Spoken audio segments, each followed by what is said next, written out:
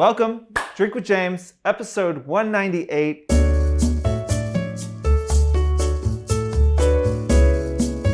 We are still in quarantine, but I am in New York City. I don't actually need the mask.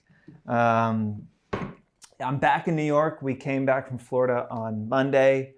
Flying was wild. I'd say the airplanes were 20 or 30% full. The airport was completely empty. Honestly, I felt safer flying than I do going to Whole Foods. Now, I'm not suggesting anyone travel, obviously, but it was good to get back to New York, good to get back to my routine. And, you know, as I said last week, we're kind of shifting from this mode of, thinking very much about what is happening now and how to react to it, to starting to think about what's the next few months look like and what should you be doing to prepare for the new reality that we're going to be entering, and or what should you be focused on and spending your time on now? The things that we used to talk about, how to network using events, how to get meetings with brands, those things are all different now, and they will be different for quite some time. And so we're going to try and start to talk to you all about the next 90 days and what that looks like. So today, instead of doing instead of answering questions, I wanted to talk about a couple things that I have been thinking about. I do a lot of my thinking on the bike. I try and ride my bike every morning. Honest, quarantine's kind of screwed up my schedule a little bit. Now that I have, my days are not as full, especially my nights aren't as full. I've actually been exercising in the evenings a little more than I used to. Mostly to stop me from starting to drink at 4 p.m. and then just going through the rest of the night. At least if I exercise from 5 to 8 p.m., I block out a few hours there where I can not be drinking Negronis. But I was on a bike ride and I generally just let my mind kind of wander. I don't go into the ride kind of with a goal as far as what I'm thinking about. And I try to get to a place where my mind just kind of floats around. And I was thinking about how I used to be able to see the world through my camera. I literally could walk around the city and I was seeing the world as the photographs that I could take. And that wasn't just a thing I could turn on. That was always, right? When I left my apartment every morning, the thing I was focused on was taking photos. And after a while, it was the literal lens in which I saw the world. And so every interaction I had with the world, with the people I met, with my friends, with my job, whatever it was, I was experiencing that almost through a camera. And I was thinking about that, and I was thinking about what is it that makes compelling content, right? And most of the time, if you're a photographer, we'll say, speaking this, it is vision, right? It's people talk about a good eye. They have a good eye, right? Meaning they see the world in an interesting way. They're able to look at a thing that maybe you look at every single day, and they see it in a way that is different than you see it. But once they show it to you in that way, it changes the way you see it, right? This has happened to anybody that's been through a breakup and goes back and listens to sad songs, and then you think, oh my gosh, this song is written for me. That is the literal thing that I'm experiencing is being talked about in this song. And they have put it in a way that I could have never explained it myself, but is absolutely perfect. That's vision, right? But generally, when people talk about vision, it is something that I think people feel is you're born with. It's like a talent, a God-given talent, if there was a God. But I don't think that is totally true. As I've said before, I'm not an artist. I don't think that I'm, necessarily super talented when it comes to the arts. But I do think that with enough discipline, you can build vision. So how do you do that? I think that the foundation of vision is observation, right? The ability to observe the world, right? And that is something that you can work on. You can get better at observation. And so as we kick off this series and as we think about the next few months, I wanted to let's think about the most basic thing, which is how can you create more compelling content? Well, okay, you need to develop vision. How can you do that, right? Get better at observation. How can you do that? How do you get better at observation? I think there's a few ways.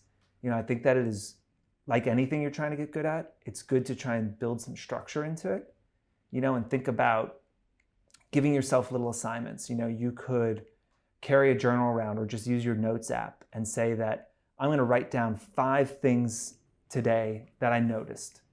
It could be anything. It could be, a description of a person that you saw on the street that you thought was really compelling. It can be, what it looked like when a storm rolled in. It could be the way something made you feel. It could be really anything. But I think giving yourself assignments and forcing yourself to kind of dive into these things, and even if you're not a writer and you don't have a huge interest in becoming a better writer, I think diving, like forcing yourself into things, forcing yourself to observe moments on a kind of higher level will make you better at anything that you want to do creatively. And I just don't think there can be creativity without observation. And I think that it's something that's generally not talked about. I think why I've been on this is I tried to talk to you guys. I read this book, Outline, by Rachel Cusk. And I'm trying, if anybody knows her, I'm trying to get her to come on Drink with James. We've sent a note to her publisher, but I haven't heard back. So if anyone knows Rachel, please let me know, because I'd love to have her on the show. In this book, she's teaching a writing class in Greece, and she gives an assignment to the students and just says, describe something from your walk in this morning.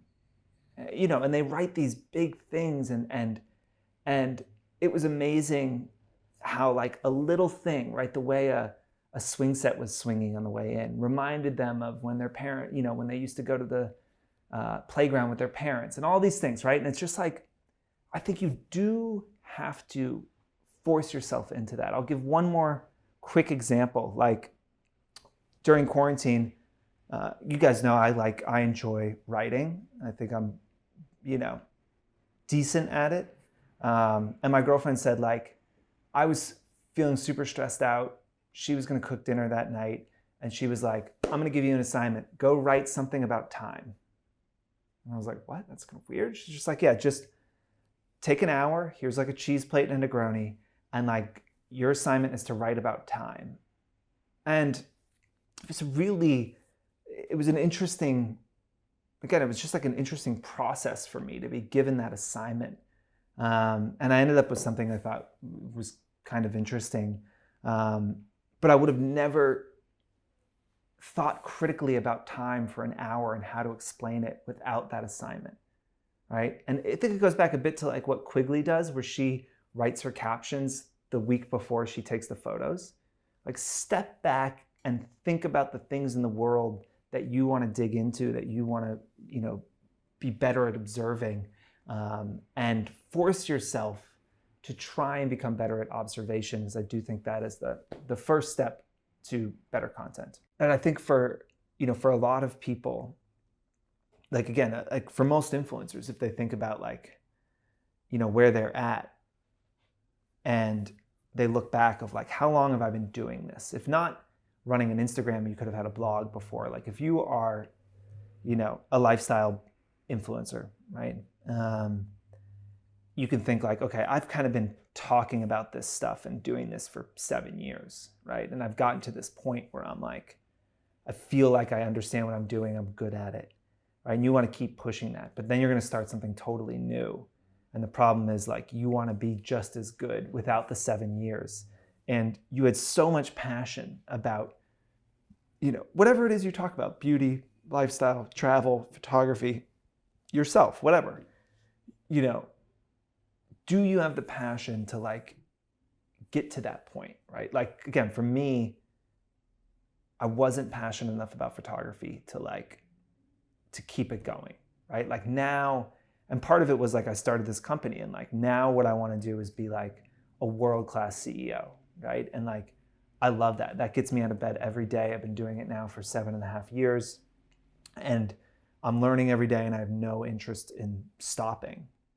And I could see myself doing this for decades, right? But I feel like I finally found something that like I can keep throwing myself into, and I'm passionate enough about that I can get through the shitty times, right? It was my example I've said before on the show, which was that like Ira Glass said that it took him 15 years to make radio that he thought was good because his taste level is so much higher than his ability level for so long, that it took him 15 years to be able to create something that he felt like he could be proud of.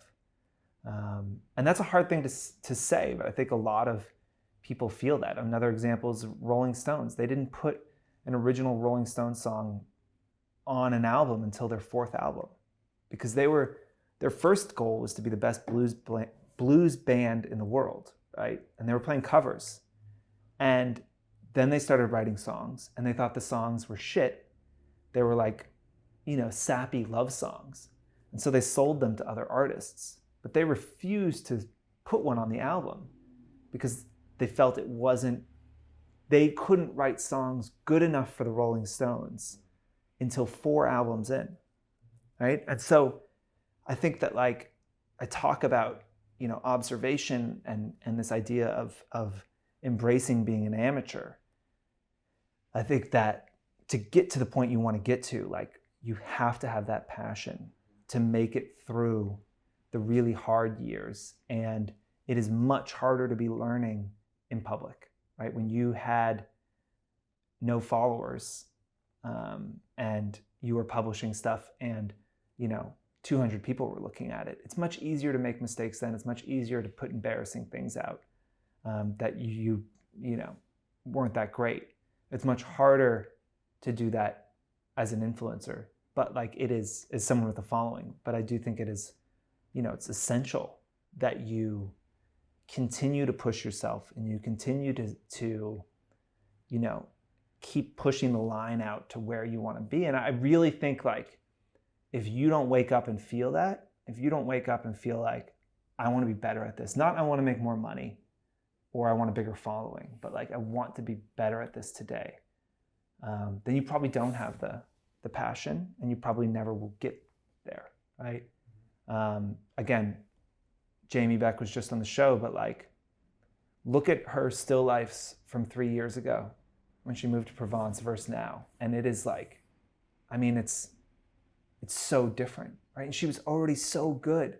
Like she got to be such an incredible like fashion editorial photographer. And then she just like stopped and started taking pictures of roses, And initially they weren't great. She had to learn styling, prop styling and different lighting techniques and Photoshop and all these things, right? And like 4 years later, you're now seeing the fruits of that labor and she's still pushing herself. But that's passion, because if all she wanted was a bigger following, she probably like would have just kept doing what she was doing. I don't think that the advice of like, whatever you're passionate about, that should be your job. Like, I don't necessarily think that that's really very realistic advice for a lot of people. But for influencers, the way you guys are operating, like this is a creative endeavor. It should be a reflection of yourself, and you have to transfer your excitement for something to somebody else, and to do that you have to be passionate, and you have to be able to get through the tough years to get to the place you want to be. So I think while we are in this time when everyone is feeling more anxious and things are uncertain and we don't know if where our next paycheck is coming from, all these things are true. And I've talked about how I'm struggling creatively in this time because I just find that it's very difficult to be creative when things are uncertain. But there is less busyness in our life, for most people. Hopefully you're fortunate enough where like you don't have as, events, dinners, all these things that like a traditionally an influencer would be doing, you're not doing it. And you can dedicate yourself to becoming better. And I think,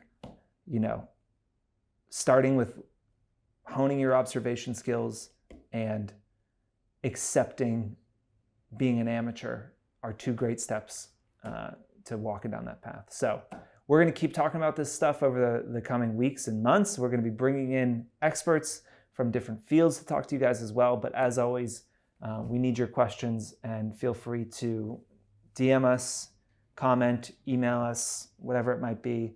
Thank you guys for listening. Cheers.